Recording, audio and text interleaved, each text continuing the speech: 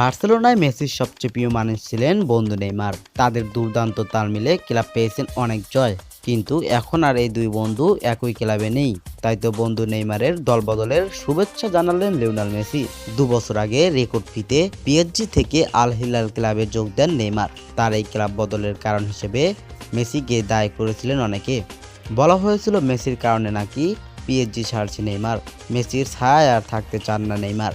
তবে এটি শুধু গুজবই রয়ে যায়, কারণ পিএসজি ছাড়ার পরও বন্ধু মেসি আর সুয়ারেজের সাথে দেখা করতে এসেছিলেন নেইমার।